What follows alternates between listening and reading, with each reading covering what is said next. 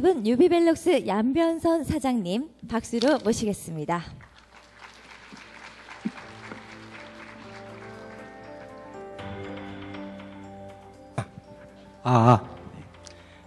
네, 안녕하십니까. 유비벨룩스 사장 양병선입니다. 반갑습니다. 작년에 오신 분들도 있을 것 같은데요. 지금 작년보다 좀 더 커져서 제가 좀 약간 당황스러운 게, 제가 지금 말하는 그 타이밍과 스피커에서 나오는 타이밍이 좀 달라서 제 귀가 좀 약간 흔들리는데요. 그것 때문에 좀 발표가 좀 늘어지더라도 너그러운 마음으로 이해해 주시기 바랍니다. 오늘 제가 말씀드리려고 하는 부분은 여기 제목처럼 모바일 커머스, 그리고 거기에서 이제 유비벨룩스가 뭘 하고 있는가에 대해서 좀 간략하게 설명을 드리려고 이 자리를 마련했습니다. 솔직히 저희가 가져가고 있는 사업 분야가 이제 스마트 카드라고 하는 그 부분이 있고요. 결국 스마트 카드가 가장 활발하게 활용되는 부분은 신용카드 등과 같은 이제 결제에 관련된 부분에 대해서 활용이 되고 있는 솔루션이 스마트 카드라고 보시면 될 것 같고요. 또 그와 함께 저희가 원래 회사 처음부터 또 해왔던 부분이 이제 모바일과 관련된 다양한 소프트웨어 플랫폼이나 솔루션들을 개발을 해서 그것을 가지고 뭔가를 해보겠다라는 쪽에 포커스를 계속 둬왔었습니다. 그래서 말이 연결이 되는 것처럼 이 모바일 커머스라고 하는 부분은 기술적으로는 저희들이 기존에 가지고 있었던 모바일 관련된 솔루션 기술과 그 다음에 스마트 카드에 관련된 결제에 관련된 부분의 조합을 통해서 어찌 보면 저희 입장에서는 상당히 손쉽게 접근할 수 있었던 사업 분야가 아니었나 생각을 하고 있습니다. 그래서 실제로 저희가 모바일 커머스 쪽 부분을 처음으로 노크하고 뭔가 솔루션을 개발을 하고 뭔가 상용화를 시작한 시점은 이미 2년 전부터입니다. 그래서 나름 다양한 솔루션과 프로젝트들도 수행을 해왔었고, 그와 관련한 다양한 실험을 해왔었다라고 생각을 하고 있고요.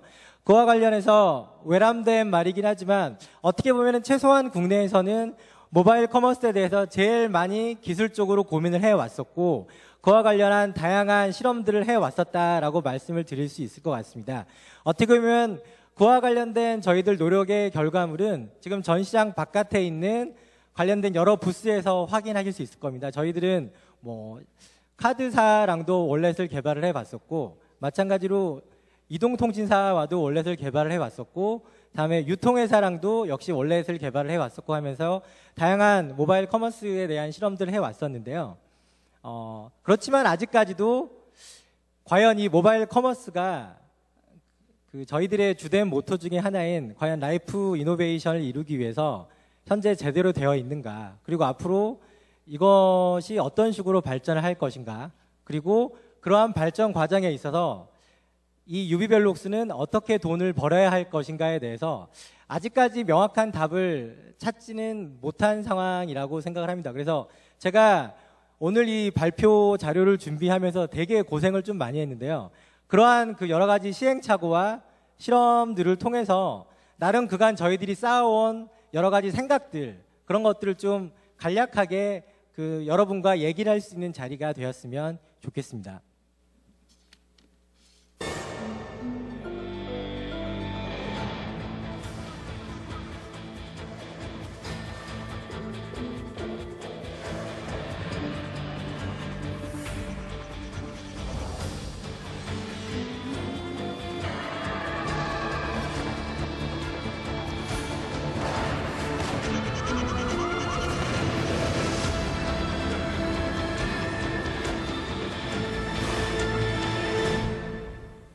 네, 약간 당황하셨을 것 같은데요.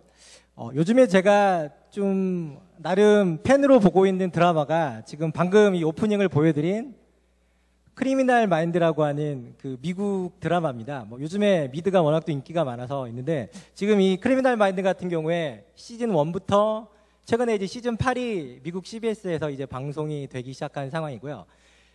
이 크리미널 마인드는 요즘에 이제 CSI나 이런 드라마들을 어느 정도는 다 보셨을 것 같기 때문에 어느 정도 아시긴 알겠지만, 이 크리미널 마인드가 가지고 있는 가장 독특한 설정이 뭐냐면, FBI의 얘기고, 그 다음에 FBI 속에 있는 BAU라고 하는 어떠한 팀의 활동에 관한 이야기입니다. 이 BAU라고 하는 거는 여기 써놓은 것처럼 Behavior Analysis Unit이라고 해서 행동 분석 팀이라고 하는 그 어떤 팀인데요. 실제로 이제 이 팀이 요즘에 또 여기저기 나오고 있는 그 범죄 프로파일러들의 집단이라고 보시면 됩니다. 그래서 실제로 이 크리미널 마인드를 보면은 연쇄 살인마들이 나오고, 이제 그 연쇄 살인마들이 남긴 흔적들, 뭐 예를 들어서 피살자들이 어떻게 죽어 있고, 그 다음에 그 장소와 그 다음에 그 살인이 일어났던 여러 가지 상황들을 종합적으로 이제 정보들을 모으고요. 그 정보들을 모아서 이제 나름대로 이제 여러 가지 추측과 나름대로의 통계에 기반한 다양한 그 예측들을 한 다음에 여기 그림에 있는 것처럼 뭔가 이제 데이터베이스나 여러 가지 것들을 통해서 결국은 이제 범인들을 우선은 찍고, 실제로 그 찍은 범인들을 찾아가 봤더니 실제로 범인이더라라고 하는 식의 기본적인 플롯 구조를 갖고 있습니다. 제가 이거를 통해서 좀 말씀드리고 싶은 거가 뭐냐면, 제가 이거를 보면서 가장 재밌다라고 생각하는 부분은 결국은 현재 갖고 있는 데이터들을 어떻게 활용할 것인가라고 하는 부분에 대해서 이 크리미널 마인드가 상당히 재밌는 그 시사점을 주고 있다라고 생각을 합니다. 솔직히 시즌 1까지는 약간의 천대적인 뭔가를 가지고 했었는데, 점점 이제 시즌 5, 시즌 6, 뭐 시즌 7 최근으로 들어오면서 기본적으로 범죄를 해결하는 과정이 어떻게 바뀌고 있냐면은, 기본적인 데이터 프로파일링을 한 다음에 FBI 내부에 있는 기술 개발자의 힘을 빌려서 모든 소셜 네트워크, 그 다음에 모든 데이터베이스들을 활용을 해서 그 정보들을 쿼리를 해서 거기에 부합하는 용의자들을 찾아내는 과정들을 상당히 일관적이게 가져가고 있다라고 하는 것이 가장 재미있는 트렌드다라고 생각을 하고 있고요.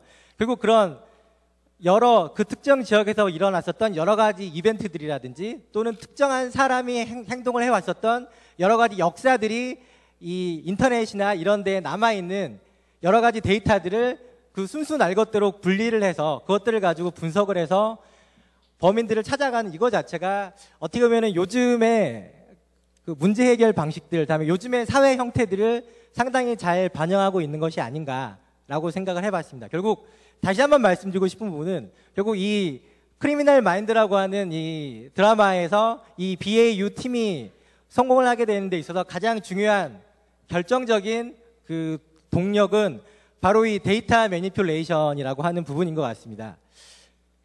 뭐 앞서서 뭐 올해 그다음에 내년에 그 IT 트렌드에 대해서 잠깐 언급을 해 주셨는데요. 결국 최근에 뭐 작년에도 그랬고 올해도 그렇고 내년에도 되게 일관되게 나오고 있는 단어들이 뭐냐면 클라우드라고 하는 단어와 그 다음에 빅데이터라고 하는 단어인 것 같습니다. 예, 맞습니다. 데이터는 이전부터 있어 왔었고 지금도 있고 아마 앞으로도 계속 있지 않을까라고 생각하고 있는데, 그럼에도 불구하고 최근에 이러한 빅데이터라고 하는 것이 새로운 화두가 되고 있고, 그와 관련된 부분이 상당히 다양한 그 각도에서 조명을 받고 있지 않나라고 생각을 하고 있고요. 앞으로 말씀드린 저희의 이 모바일 커머스 관련된 부분도 결국 이 데이터라고 하는 관점에서 이 사업을 어떻게 보아야 할 것인가 라고 하는 부분으로 귀결을 할 수 있지 않을까 생각을 해봤습니다. 그리고 솔직히 제가 보기에는 빅데이터라고 하는 게 이 약간의 마케팅적인 유행어다라는 생각도 들고요. 결국 중요한 것은 이 빅데이터에 들어가 있는 이 데이터라고 하는 단어가 핵심이지 않을까 생각을 합니다. 실제로 이미 우리 주변에서 쓰고 있는 다양한 형태의 서비스에는 상당한 형태의 데이터들이 이미 활용이 되고 있습니다. 뭐 앞서서 지금 소개를 해드린 저희 이제 팅커에서 지금 이번에 새롭게 나오고 있는 아이나비 에어와 같은 부분에 있어서도 뭐 오전에 키노트를 보셨겠지만 아주 다양한 형태의 데이터들을 가공을 하고 그것들을 사용자들에게 보여주고 있습니다. 뭐 3D 데이터도 있고, 그다음에 항공 사진으로 찍은 데이터도 있고, 2D 데이터도 있고, 그다음에 각각의 지역에 따른 POI 데이터들, 그다음에 거기에 대해서 교통 정보와 같은 것들이 아주 중요한 역할을 가지고 이 아이나비 에어라고 하는 부분에 들어가 있고요. 어떻게 보면은 빅데이터의 시초라고 볼 수 있는 부분이 이 구글의 맵이 아닐까. 그리고 가장 전통적으로 이제 구글 맵은 방금 말씀드린 거가 유사하게 맵이나 POI, 트래픽 인포메이션, 그 외에 다양한 뭐 이를테면 그 구글 맵에 등재되어 있는 각각의 상점들에 대한 뭐 사용기라든지 그다음에 방문기 같은 것들도 다 이 구글 맵 속에 매시업 형태로 해서 들어가 있는 상태라고 보시면 될 것 같습니다. 그다음에 최근에는 당연히 SNS가 활성화가 되면서 페이스북과 같이 각각의 개개인들의 생활 자체에 대한 그 로그들이 어떤 식으로든 간에 이 페이스북에 쌓여가고 있는 상태이고요. 뭐 아시다시피 페이스북이 IPO가 되고 나서 그렇게 각광을 많이 받은 가장 중요한 이유도 결국은 사람들이 이 페이스북이 가지고 있는 이 방대한 데이터량에 관심을 가지고 있기 때문에 그와 관련한 그 흥분과 그다음에 각광을 받고 있지 않나 생각을 해봤습니다. 결국은 이러한 그 데이터라고 하는 부분이 뭔가 우리가 지향해야 될 바에 대해서 뭔가 힌트를 주는 게 아닌가라고 생각을 해봤고요. 그럼에도 불구하고 최근에 이제 저 같은 경우에도 이제 그 회사를 운영을 하고 있기 때문에 이제 회사쟁이 입장에서는 이제 고민이 되는 게 뭔가를 하는 것이 과연 돈이 될 거냐라고 하는 부분인데 상당히 최근까지도 저희들을 고통스럽게 만드는 것 중에 하나는 대부분의 사람들이 서비스는 공짜다라고 생각을 합니다. 예. 여러분들이 네이버를 쓸 때 공짜라고 생각을 하고 있고요. 뭐 페이스북 쓸 때 그거를 공짜로 하는 거고 마찬가지로 이제 국내에서 가장 각광을 받고 있는 카카오톡 같은 경우에도 마찬가지로 공짜 서비스이기 때문에 사람들이 쓰고 있는 거고 이미 사람들의 뇌리 속에는 뭔가 서비스는 공짜야라고 하는 것이 알게 모르게 들어가 있는 것 같습니다. 물론 아직까지도 유료 서비스가 있긴 하지만 결국 그러한 유료 서비스도 뭔가 거기에 대응하는 무료 서비스가 나오는 순간 바로 무료로 바뀌는 것이 최근의 상태인 것 같습니다. 참고로 말씀드리면 저희 회사는 원래 소프트웨어 플랫폼과 솔루션을 만들던 회사고요. 원래 저희들이 돈을 어디서 벌어야 될 거냐라고 처음에 고민했던 부분은 좋은 소프트웨어와 좋은 소프트웨어 솔루션을 만들어서 이거를 팔면 거기에서 돈을 벌 수 있지 않을까라고 생각을 했었는데 시간이 지남에 따라서 일단 여기에 대한 비즈니스 모델이 상당히 많이 없어졌습니다. 왜냐하면 아시다시피 구글이 안드로이드와 같은 것들을 만들면서 다 이 소프트웨어 솔루션들을 무료로 배포해 버리기 시작했고 거기에 더해서 이제 오픈소스 같은 것들이 나오면서 그에 기반한 비즈니스 모델들이 다 바뀌게 되는 상태가 온 것 같고요. 그래서 이제 그 다음에 저희가 관심을 가지게 된 부분이 서비스였었습니다. 근데 보니까 이 서비스조차도 방금 전에 말씀드린 바와 같이 이미 사람들은 서비스는 공짜야 라고 생각을 하고 있더라. 모바일 커머스도 역시 마찬가지입니다. 예를 들어서 핸드폰에서 최근에 뭐 NFC 기반의 모바일 뭐 전자지갑이나 이런 서비스를 쓴다라고 했을 때 사람들은 그것을 쓰는 것에 있어서 공짜라고 생각을 하지 만약에 그러한 서비스를 쓰기 위해서 추가로 돈을 내야 된다라고 생각을 한다면 대부분의 경우에는 그냥 안 쓰고 말지 뭐라고 하는 식으로 답이 다 가는 것 같습니다. 결국 그게 어떻게 보면은 회사를 하는 저희 입장에서는 가장 깝깝한 상황인 거고 아마 여기에 대한 고민은 저희뿐만이 아니라 대부분의 기존 회사들이 고민을 하고 있는 부분이지 않을까 생각을 합니다. 그리고 서두에 말씀드린 바와 같이 저희가 2년, 3년 동안 모바일 커머스와 관련된 다양한 부분들을 진행을 하면서 경험한 결론은 모바일 커머스 서비스도 결국은 공짜로 가야겠구나라고 생각을 했었고 이미 나와 있는 서비스도 실제로 이제 그에 맞춰서 서비스가 진행이 되고 있는 것 같습니다. 그렇지만 한 가지 재미있는 부분은 거기에 비해서 이 데이터라고 하는 부분 또는 정보라고 하는 부분에 대해서는 사람들이 이것은 뭔가 가치가 있다라고 생각을 하고 있고 그 정보를 얻는 것에 대해서는 돈을 지불할 생각을 그래도 아직까지는 하고 있는 것 같습니다. 제가 말씀드리는 게 이 데이터라고 하는 것이 과연 미래에도 유료일 거냐 아니면 무료로 바뀔 거냐에 대해서 제가 지금 상태에서 예측은 할 수 없다라고 생각을 하지만 최소한 금 미래까지는 이 데이터라고 하는 부분에 대해서는 아마 서비스에 비해서는 그래도 유료다라고 하는 생각을 하게 되지 않을까라고 생각을 하고 있고 결국은 그렇다면 이 IT 시장에서 살아가고 있는 저희 회사 같은 입장에서도 관심을 가져야 되는 부분은 바로 이 데이터라고 하는 부분이 아닐까라고 생각을 해봤습니다. 예, 서비스는 공짜래도 그 서비스 속에 녹아나는 정보들이나 데이터에 대해서는 분명히 그것의 중요성이나 가치에 대해서는 일반 사용자들도 알고 있고 회사들도 알고 있다라고 생각을 해봤습니다.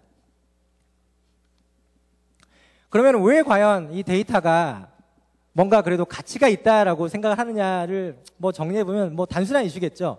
이를테면 회사들한테는 그 회사들이 상대하는 고객들에 대한 좀 더 정확한 정보들을 만약에 좋은 데이터들을 가지고 있다면은 그 정보들을 얻을 수 있다라고 하는 장점이 있지 않을까 생각을 합니다.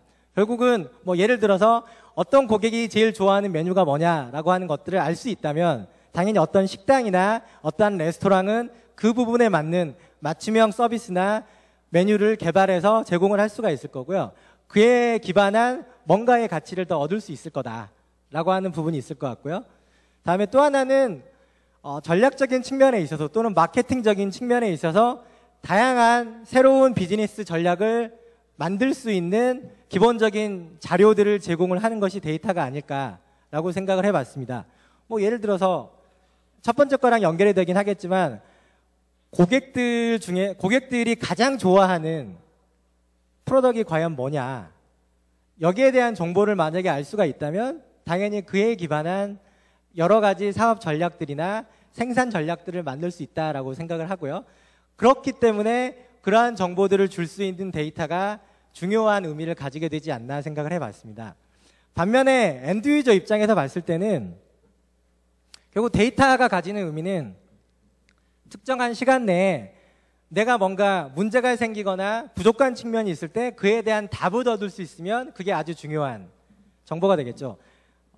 오전에 설명드린 팅커웨어 새 내비게이션 같은 경우에도 결국 거기에 들어가 있는 지도나 PY의 정보가 가지는 가장 중요한 정보로서의 가치는 내가 어딘가에 찾아가고 싶은데 그걸 어떻게 가야 돼? 라고 하는 질문이나 문제가 생겼을 때 그 부분에 대해서 답을 주는 것이 이 데이터가 될 거다라고 생각을 하는 거고요. 결국은 사람들은 그 부분이 가치가 있다라고 생각을 하는 것이 아닐까 생각을 합니다. 마찬가지로 가장 현실적인 부분 중에 하나는 뭔가 이 타이밍을 잘 알고 뭔가를 잘 안다면 돈을 전략을 하거나 돈을 벌 수가 있겠죠. 뭐 어떤 제품을 사는 데 있어서 주위에 있는 제일 싼 가게가 어디냐 또는 뭐 주식 투자를 하는 데 있어서 뭔가 정보를 좀 더 잘 알고 있다면 이 회사가 좀 더 앞으로 더 커나갈 거기 때문에 그와 관련된 주식 투자를 잘 하게 되면 거기에서 역시 또 돈을 벌 수가 있을 거고요. 결국 눈에 보이지 않으니까 한 쿠션 일반 사용자한테 한 쿠션 건너오는 법인에 대해서나 또는 일반 사용자들에 대해서나 데이터가 가지는 중요성은 현재로서는 다 가치를 인정받고 있는 상태가 아닌가. 그리고 그에 기반해서 다양한 실질적인 활동들이 이루어지고 있지 않나 생각을 합니다. 그러면은 이러한 데이터에 관련된 부분이 있다고 했을 때 다시 한번 NFC, 결국 모바일 커머스라고 하는 화두가 나오면서 기술적인 토대가 되고 있는 부분이 NFC라고 하는 기술이 될 것 같은데요. 이 NFC에 대해서 좀 다시 한 번만 좀 짚고 넘어가 보겠습니다. 제가 여기 제목으로 3cm의 파워라고 썼습니다. 물론 이제 NFC 기술 규격상으로는 이 NFC라고 하는 근거리 통신을 통해서 정보 교환을 할 수 있는 규격은 뭐 5cm라고 하는 데도 있고요. 뭐 10cm라고 하는 데도 있긴 하지만 보통 현실적으로는 거의 간격을 3cm 내에서 하게 하는 식으로 현재는 현실적인 규격이 나와 있다라고 생각이 되고요. 어떻게 보면 이러한 그 특성이 상당히 중요한 메타포를 가져가고 있다라고 생각을 합니다. 우선은 첫 번째로는 뭐 NFC는 처음 규격 자체부터 이 보안성이 보장이 되는 데이터 커뮤니케이션을 제공하는 기본적인 툴입니다. 그렇기 때문에 이러한 시큐어 커뮤니케이션 채널을 통해서 뭐 개인 간의 정보 교환이라든지 또는 디바이스 간의 정보 교환이라든지 또는 결제와 같은 상당히 민감한 형태의 데이터들이 서로 간에 왔다 갔다 할 수 있게 하는 것들이 제공이 되는 것이다 라고 생각이 되고요. 다음에 또 하나는 어떻게 보면 이게 이제 앞으로 좀 더 중요한 의미를 가지게 되지 않을까 생각을 하는데 NFC 기능을 쓰기 위해서는 기본적으로 사람들이 자기가 가지고 있는 핸드폰을 어딘가에다가 갖다 대는 습관을 항상 가져가게 됩니다. 예를 들어서 교통카드 기능을 역시 최근에 NFC를 써서 진행을 하고 있는데요. 요즘에 이제 티머니와 같은 교통카드 기능을 쓰는 경우에는 아마 대부분의 그 분들이 버스를 타시거나 지하철을 탈 때 교통카드 또는 스마트폰을 꺼내서 그 개찰구나 뭔가 보통 동굴이라고 하는데요. 그걸 리시버 하는 쪽에다가 가까이 대고 떼서 이제 타는 식의 단계를 상당히 자연스럽게 가져가고 있습니다. 지금은 버스를 타시는 분들 중에서 NFC 기능을 쓰는 또는 교통카드 기능을 쓰시는 분들 중에서 뭔가 내가 차에 탑승하기 위해서는 내가 가지고 있는 이 뭔가를 어딘가에다가 갖다 대야 되는구나 라고 하는 부분 자체에 대해서 이미 익숙해져 있는 상태고 그 부분에 대한 어떠한 의구심이나 문제의식을 가지고 있지 않습니다. 결국은 이러한 것들이 계속 활성화가 된다면은 사람들은 이 NFC가 탑재된 핸드폰을 써가지고 뭔가에 갖다 대는 UX적인 경험에 대해서 상당히 익숙해지게 될 것이다 라고 말씀을 드리는 것이고요. 그 다음에 이 첫 번째와 두 번째 거에 관련해서 기본적인 이 데이터 트랜잭션이 결국은 누구의 암묵적인 동의 안에서 이루어지냐면 사용자의 암묵적인 동의 하에서 이루어지게 되어 있습니다. 방금 전에 말씀드린 바와 같이 뭔가를 하기 위해서 NFC가 탑재되어 있는 폰을 가져다가 된다라고 하는 지극히 명시적인 행동을 취하기 때문에 그 말은 뭐냐면 최근에 이제 클라우드가 됐건 여러 가지 서비스에 있어서 가장 부각이 되고 있는 이 개인 정보 보안에 대한 이슈 또는 프라이버시라고 하는 부분에 대해서 물론 아주 없진 않겠지만 기본적으로 이 프라이버시 이슈 자체가 상당히 줄어들 수 있는 여지를 제공하지 않나 생각을 합니다. 왜냐하면 일단 됐기 때문에 만약에 그러한 되는 경험 없이 그리고 어떠한 만약에 NFC와 유사한 기능이 만약에 그 통신이 이루어지는 거리가 1m가 넘는 장거리에서 된다라고 한다면 분명히 누군가는 내가 허락하지 않았는데 왜 나의 정보가 누군가랑 통신을 해? 라고 하는 것에 대해서 당연히 의문을 가지긴 하겠지만 그에 비해서 3cm라고 하는 지극히 짧은 거리에서 사용자가 갖다 대야만 정보 교환이 발생하게 되는 이 NFC라고 하는 기술은 그러한 프라이버시 이슈에 있어서도 어느 정도는 자유로울 수 있는 잠재력을 가지고 있다라고 생각을 해봤습니다. 결국은 이러한 그 특성으로 인해서 그리고 사용자들이 계속 뭔가를 갖다 대는 것에 계속 앞으로도 계속 익숙해진다라고 한다면 이 NFC 폰이 뭘로도 쓰일 수 있을 거다라고 생각이 되냐면 지극히 자연스럽게 앞서 말씀드린 빅데이터나 또는 뭔가 클라우드와 관련된 서비스와 통할 수 있는 다양한 게이트웨이로서 동작을 하게 될 거다. 결국은 사용자는 이 NFC 폰을 통해서 뭔가 정보를 명시적으로 자기의 의도, 그러니까 자기의 암묵적인 퍼미션이 있는 상태에서 뭔가 정보를 제공을 하게 되고요.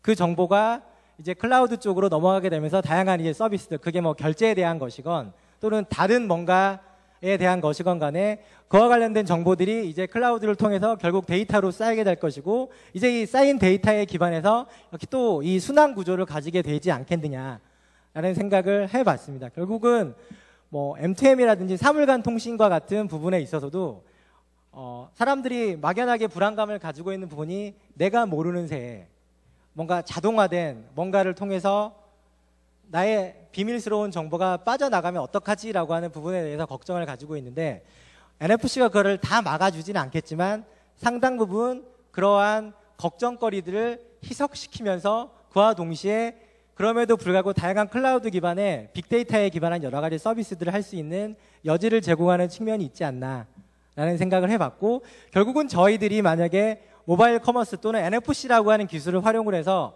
뭔가를 하려고 하고 거기에서 뭔가 수익을 올리겠다라고 한다면 그와 관련된 뭔가를 해야겠다라고 결론을 내리게 됐습니다. 그래서 이 NFC 기술, 그 다음에 그와 기반한 이 모바일 커머스와 관련된 다양한 기회와 다음에 도전인적인 이슈들을 좀 한번 뭐 대부분 아시겠지만 좀 정리를 해보겠습니다. 최소한 기회적인 측면에서는 국내에서는 최근에 나오는 모든 스마트폰들은 다 NFC가 탑재가 되어 있습니다. 왜냐하면은 국내에는 이미 안드로이드 시장 마켓 셰어가 스마트폰의 경우에 있어서 70%, 80% 이상 넘어가고 있는 상태이기 때문에 그 말은 뭐냐면 현재 그리고 앞으로의 스마트폰 사용자 고객들의 대부분은 이 NFC 기능이 활성화되고 있는 스마트폰들을 사용을 하게 될 것이다. 그리고 이와 관련된 다양한 인프라들이 이미 시장에 깔리기 시작하고 있는 상태다라고 하는 것이 가장 중요한 시사점이 되지 않을까 생각을 하고요. 거기에 더해서 앞서 말씀드린 바와 같이 일반 사용자들은 자기 자신들의 폰을 가지고 뭔가에 갖다 대는 그 경험에 상당히 익숙해질 것이고, 그러한 그 갖다 대는 행위를 통해서 뭔가 인터랙션을 하는 부분에 대해서 역시 자연스러워지지 않겠는가. 결국 그 부분들이 상당한 기회를 제공해 줄 수 있겠다라고 생각을 해봤습니다. 반면에 챌린지라고 한다면 여하튼 간에 이 NFC 인프라스트럭처, 그러니까 NFC 기능들을 수용할 수 있는 다양한 인프라가 여기저기에 깔려야 되고요. 그러한 그 인프라스트럭처를 결국은 더 깔아야만 지금 탑재가 되고 있는 다양한 NFC 기능들을 좀 더 편하게 어디에서나 쓸 수 있는 상황이 되지 않을까 생각을 하는데요. 여기 뭐 좀 어린애 같은 거를 붙여놨는데 또 이게 이제 고양이 목에 방울 달기가 되는 거죠. 나는 뭔가 NFC 기능을 써가지고 사업을 하고 싶고 돈을 벌고 싶은데 그것을 하기 위해서는 NFC 인프라를 깔아야 된다.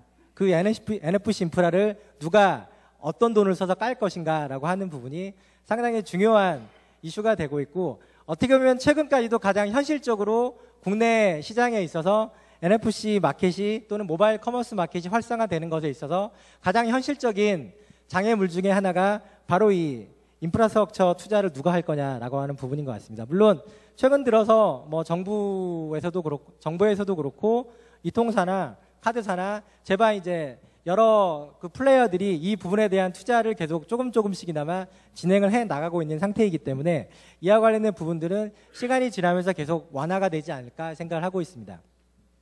그리고 결국 가장 중요한 근본적인 도전 과제는 그래 좋다 이렇게 해가지고 데이터를 모았다라고 했을 때 결국 거기에서 돈을 어떻게 벌 거냐라고 하는 부분이 결국은 가장 궁극적인 도전 과제가 되지 않을까라고 생각이 되고, 솔직히 말씀드리면 저희도 이와 관련된 부분에 대해서 계속 조그맣게나마 단서들을 찾아가고 있고 그와 관련 여러 가지 실험들을 해보고 있는 상태이긴 하지만 이것들이 과연 어떤 식의 형태로 돈이 될 것인가라고 하는 부분에 대해서는 앞으로도 더 노력을 해야 되지 않을까 생각을 하고 있습니다. 그래서 이러한 그 도전과 그 다음에 기회에 그 혼재되어 있는 상황에서 저희들이 지금부터 시작해 보려고 하는 부분은 뭐 저희들이 이미 다양한 모바일 커머스 관련된 서비스와 프로덕트들을 시작을 했었고 진행을 해왔었기 때문에 그러면 앞으로는 어떻게 해야 될 것인가. 결국은 계속 강조드린 바와 같이 뭔가 데이터와 관련된 부분들을 비즈니스화하고 그것들을 가져갈 수 있는 서비스를 해야 되지 않겠는가라는 쪽에 저희들이 포커스를 맞췄고요. 그와 관련해서 저희들이 오늘을 시점으로 해서 런치하려고 하는 서비스가 이 탭이라고 하는 서비스입니다. 뭐 아래에 그냥 간단하게 개념을 적어놨는데요. 뭐 NFC 탭 기반의 인터랙티브한 마케팅 플랫폼이다. 결국 저희는 이 탭이라고 하는 서비스를 일종의 뭔가 엔드 유저들이나 또는 엔터프라이즈 고객들이 사용할 수 있는 비즈니스 플랫폼의 하나로 포지셔닝을 하고 있고, 이와 관련된 다양한 서비스와 솔루션, 다음에 관련된 사업들을 공격적으로 진행을 해보려고 생각을 하고 있습니다. 이러한 그 탭 서비스는 기본적으로 장소, 그 다음에 미디어, 프로덕트 또는 일반 사람들 모든 부분들에 대해서 진행할 수 있지 않을까라고 생각을 하고 있고요. 그래서 예를 들어서 명함이나 연락처가 담겨있는 부분에 NFC 태그가 들어갔을 경우에 그것들을 활용해서 다양한 서비스 쪽으로 연결을 할 수 있지 않을까 생각을 하고 있고, 또 그 연결하는 과정에서 상당히 재미있는 데이터들을 모을 수 있을 것이다 라고 생각을 하고 있고요. 마찬가지로 상품이나 그 다음에 뭐 음식점들, 그 다음에 그 외에 다양한 그 사람들이 일상생활에서 하고 있는 다양한 분야의 영역들에 대해서 이러한 태그 기반의 다양한 서비스들을 런치할 수 있지 않을까 생각을 하고 있습니다. 그리고 그것 중에 1차적으로 지금 오픈하려고 하는 서비스가 탭 플레이스라고 하는 서비스입니다. 이것은 단어 자체가 의미하는 것처럼 어떠한 공간이나 장소에 대한 정보를 제공하는 것에 포커스를 둔 서비스라고 보시면 되고요. 어떻게 보면 저희가 다양한 POI 정보들이나 다양한 경험들, LBS 관련된 다양한 경험들, 다음에 앞으로의 자산들을 가지고 있기 때문에 이것들을 활용해서 해볼 수 있지 않을까 생각을 해봤습니다. 그래서 기본적으로 이 탭플레이스는 NFC 텍 기반의 오프라인 스토어를 위한 리워드 서비스로서 저희들이 포지셔닝을 하고 있습니다. 무슨 말이냐면은 일반 중소 일상생활의 상점들이 있다라고 봤을 때 그러한 상점에서 그 상점을 오고 가는 다양한 고객들을 관리할 수 있는 관리 툴로서의 NFC 기반의 탭플레이스를 쓸 수 있게 될 것이다 라고 생각을 하고요. 반면에 사용자 입장에서도 자기가 방문하는 다양한 상점들의 정보나 또 그 각각의 상점들을 방문할 때마다 스탬프나 쿠폰들을 받음으로써 거기에서 실질적인 금전적인 혜택들을 얻을 수 있게 하자는 쪽에 포커스를 둔 서비스라고 보시면 될 것 같습니다. 그래서 가장 1차적으로 이 탭플레이스는 일반적인 상점 입장에서는 로열티 서비스 또는 쿠폰이나 마일리지 서비스 형태로 해서 사용할 수 있지 않을까 생각을 하고 있습니다.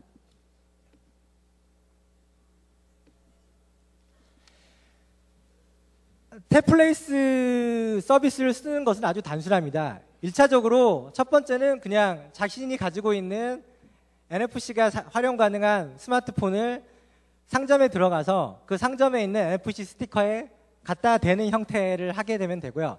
이런 것을 갖다 대는 순간 그 다음에 자동적으로 NFC 태그를 통해서 사용자들은 뭐를 받을 수 있냐면 내가 이 상점에 들려서 뭔가를 했다라고 하는 것에 대한 스탬프를 받을 수 있고요. 또 그와 관련된 쿠폰들을 받을 수가 있습니다.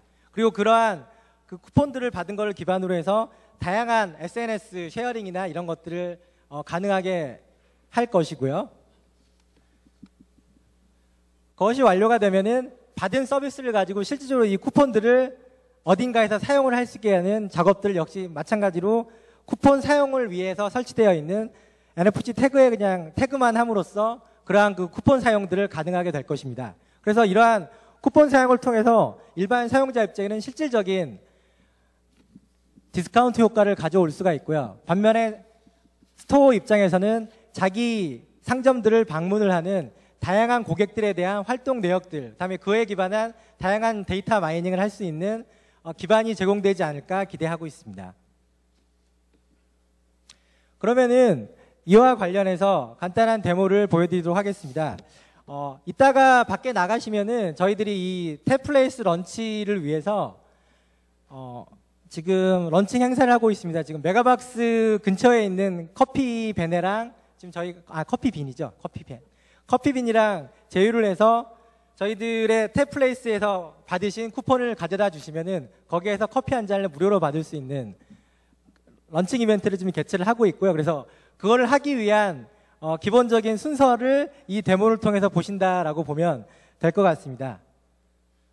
그러면은 데모를 보여드리도록 하겠습니다. 지금 이 화면은 실제로 이 탭 기능과 그 다음에 NFC 기능이 활성화되어 있는 스마트폰을 보여주고 있는 것이고요. 지금 여기 상에서는 NFC 태그 스티커를 보여드릴 수는 없기 때문에 여러분들 머릿속에 이 태그가 바로 이 시연자 아래쪽에 존재하고 있다라고 생각을 하시면 될 것 같습니다. 그러면은 이 스마트폰을 가지고 NFC 태그 스티커에 태깅을 해서 쿠폰을 자동으로 발급받는 과정을 보시도록 하겠습니다.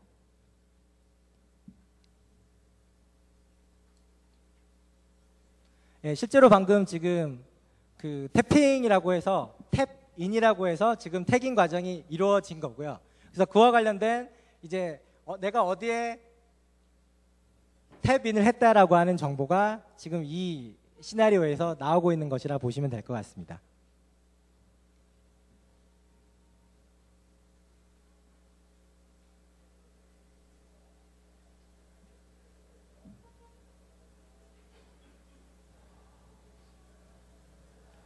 그래서 이렇게 체크를 하게 되면은 그와 관련된 이제 웰컴 쿠폰이나 또는 이제 그 각각의 스토어 자체의 마케팅 홍보 플랜에 의한 다양한 쿠폰들을 자동적으로 이 태깅을 통해서 받을 수 있게 되는 이제 시나리오를 보여드린 거고요. 그러면은 이러한 발급받은 쿠폰을 가지고 실제로 사용하는 예를 역시 데모로 보여드리도록 하겠습니다.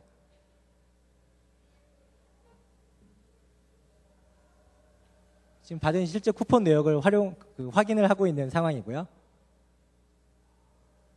지금 스티커에 그 쿠폰 사용을 위한 스티커에 대는 순간 나온 메시지라고 보시면 되고요. 그래서 쿠폰을 사용하겠다라고 눌러주시면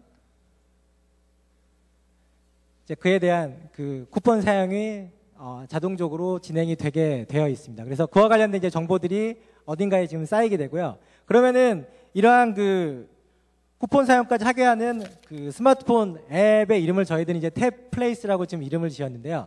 그 탭플레이스를 실질적으로 한번 오프라인, 그러니까 택에 대한 태깅을 하는 거 없이 일반적으로 사용할 때의 시나리오를 역시 또 보여드리도록 하겠습니다. 기본적으로 로그인 자체는 페이스북 계정이나 일반적인 이메일 계정을 활용을 해서 로그인하게 되어 있고요. 여기서는 페이스북 계정으로 로그인하는 부분을 보여드리겠습니다.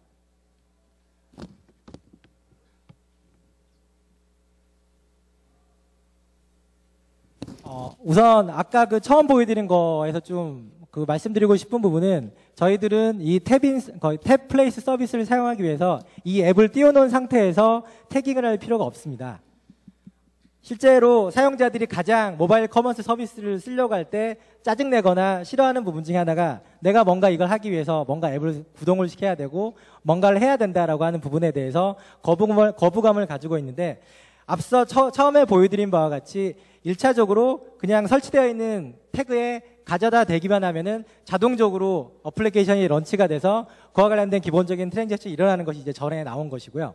지금은 이제 별도로 내가 지금까지 한 활동 내역들을 확인하기 위해서 이 탭 어플리케이션을 활용하는 부분이라고 보시면 될 것 같습니다. 그래서 지금 보여드리는 부분이 일단 타임라인이라고 해서 지금까지 내가 이 태깅을 했었던 다양한 그 활동 내역들을 확인하는 과정이라고 보시면 될 것 같고요.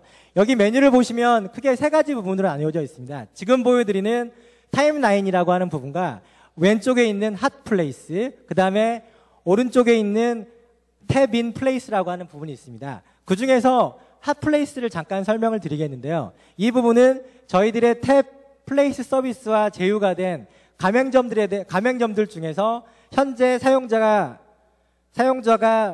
위치하고 있는 지역에 기반해서 가장 적합하다고 생각되는 몇 개의 가맹점들에 대한 정보를 보여드리는 화면이다라고 보시면 될 것 같습니다.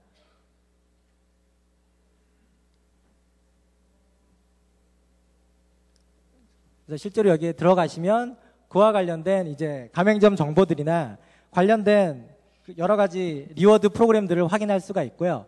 또 역시 거기 내에서 이 가맹점에서 뭔가 쿠폰이나 새로운 마케팅 프로그램들이 나왔다라고 했을 때 그와 관련된 부분들을 확인해서 활용할 수 있게 하는 시나리오가 가능하게 됩니다.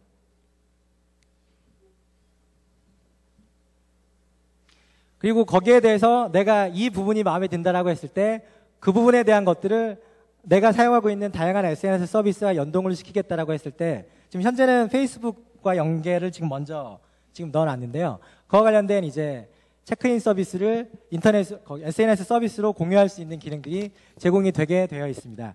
다음에 마지막으로는 탭 인 서비스에 대해서 보여드리도록 하겠습니다. 이 부분은 앞서 말씀드린 핫플레이스가 시스템에서 제공하는 정보라고 한다면 탭 인 플레이스 같은 경우에는 개인 사용자가 자신의 기호에 맞춰서 내가 자주 가고 있고 관심이 있는 스토어들을 모아놓은 일종의 페이버릿 정보들이라고 보시면 될 것 같습니다. 그래서 여기 보시면은 뭐 각각의 부분별로 내가 이 상점에서 어떠한 일을 기존에 해왔었고 그와 관련돼서 내가 활동했던 사용 내역이 어떻다라고 하는 부분들을 보여드리고 있다라고 보시면 될 것 같습니다. 네, 이상 간단한 그 데모는 마치도록 하겠고요. 그래서 자세한 실제 사용은 지금 바깥쪽에 있는 부스에서 사용 안내를 받으시면 될 것 같고요. 아마 제 발표가 끝난 다음에 점심시간이 될 것 같은데 점심 드시고 그 다음에 식후 커피를 드실 때 꼭 한번 이 탭플레이스 서비스를 활용을 하셔서 사용해 보시면 좋을 것 같습니다. 그래서 기본적으로 이러한 그 탭플레이스 서비스를 통해서 오프라인 스토어들이 가져갈 수 있는 장점들이 뭘까를 보면은 뭐 아주 명확한 것 같습니다. 우선은 골치 아픈 여러 가지 리워드 서비스들을 모바일로 해서 손쉽게 제공을 할 수가 있고요. 그와 관련한 쿠폰이라든지 마일리지 서비스 또는 디스카운트 서비스들을 제공할 수 있게 될 것이고 그에 기반한 다양한 광고와 그 다음에 서두에 잠깐 언급했었던 사용자들의 행동 패턴에 대한 데이터 마이닝까지도 가능하게 되지 않을까 생각을 하고 있고, 결국 이러한 기능들을 활용을 해서 다양한 마케팅 툴로서 활용할 수 있게 될 것이다 생각을 합니다. 반면에 일반 사용자 입장에서는 우선은 가장 명시적으로 보이게 되는 효과는 통합된 쿠폰 저장소의 효과를 가져갈 수 있다라고 생각을 하고 있고요. 오히려 어떻게 보면 그것보다 더 중요한 부분이 이거를 잘만 쓰면 디스카운트를 손쉽게 받을 수 있다. 그리고 부가적으로 내가 관심이 있어 하는 부분들이 어떤 부분인가에 대한 종합적인 관리를 할 수 있게 되고요. 그에 기반한 기본적인 라이프 로그 기능들 또는 SNS 쉐어링들을 통해서 다양한 타임 킬링이나 여러 가지 재미있는 행동들을 할 수 있지 않을까 생각을 해봤습니다. 그래서 궁극적으로는 엔드유저 입장에서는 1차적으로는 아마 머니 세이빙 앱의 형태로 해서 이러한 그 서비스들을 활용하게 되지 않겠는가 생각을 하고 있고요. 저희 회사 입장에서는 결국 이러한 과정에서 다양한 빅데이터들을 컬렉션하고 그에 기반한 다양한 비즈니스 컨설팅이라든지 서비스 비즈니스를 할 수 있게 되지 않을까 생각을 하고 있고, 이것들을 통해서 커머스와 관련된 새로운 비즈니스 플랫폼들을 구축할 수 있지 않을까 생각을 하고 있습니다. 현재 계획은 올해 말까지 이 탭플레이스 서비스가 다음과 같이 될 것이다 라고 지금 현재 계획되고 있고 현재 추진 중에 있습니다. 기본적으로 제일 사람들이 손쉽게 많이 활용할 수 있는 부분이 이 커피샵이기 때문에 3개의 커피 프랜차이즈, 그 다음에 그 3개의 커피 프랜차이즈에 등록되어 있는 200개 정도의 커피샵에서 이 탭플레이스 기능들을 활용을 할 수 있게 될 것이고요. 거기에 더해서 명동이나 홍대나 강남역과 같이 사람들이 많이 보이는 특정 지역에 속해 있는 다양한 오프라인 스토어들 1000개 정도의 가맹점에서 이러한 탭플레이스들을 활용하게 하는 것을 올해의 목표로 삼고 있고, 시간이 지남에 따라서 이에 대한 커버리지는 계속 늘려가려고 생각을 하고 있습니다. 그리고 저희들은 이러한 그 기능들을 단순하게 플레이스에만 국한시키려고 하는 것이 아니라 미디어라든지 또는 여러 가지 컨텐츠, 그리고 다양한 프로덕트들, 뭐 이를테면 음반이나 책이나 이런 부분에 있어서도 이러한 태깅에 기반한 다양한 서비스나 생활의 편의성을 가져갈 수 있는 부분에 대해서 지속적인 관심을 가지고 있고요. 이와 관련된 기술 로드맵을 계속 가져가고 있고, 아마 내년 컨퍼런스 정도에는 이 2가지 확장된 부분에 대한 말씀을 추가적으로 드릴 수 있지 않을까 생각을 하고 있습니다. 네, 어떻게 보면은 저희 회사의 기본적인 생존 미션은 혁신이라고 생각을 하고 있습니다. 그 혁신은 궁극적으로는 여러 사람들의 생활에 대한 혁신이 되어야 된다라고 생각을 하고 있고요. 이것들을 위해서 기술 혁신을 해야 된다라고 생각을 하고 있고, 또 하나는 비즈니스를 위한 혁신을 해야 된다라고 생각을 하고 있습니다. 그리고 현실적으로 저희들이 가장 어렵게 생각하고 있는 부분은 이 비즈니스 이노베이션이라고 생각을 하고 있고요. 어떻게 보면은 이 모바일 커머스 분야도 이러한 비즈니스 이노베이션이라고 하는 부분에 있어서 좀 더 여러 가지 시도와 다양한 노력들이 앞으로도 계속 필요하지 않을까 생각을 하고 있습니다. 그리고 이러한 3가지 형태의 이노베이션을 위해 필요한 가장 중요한 부분은 결국 이 데이터를 어떻게 할 거냐라고 하는 부분이다라고 생각을 하고 있고, 결국 이 데이터를 어떤 식으로 모으고 그러한 모은 데이터에 기반해서 어떤 식으로 비즈니스를 만들고 활동을 할 것인가가 저희들 앞에 놓여 있는 가장 중요한 과제다라고 생각을 하고 있고, 저희들은 앞으로 이러한 부분을 위해서 계속 뛰어가려고 생각을 하고 있습니다. 네, 감사합니다.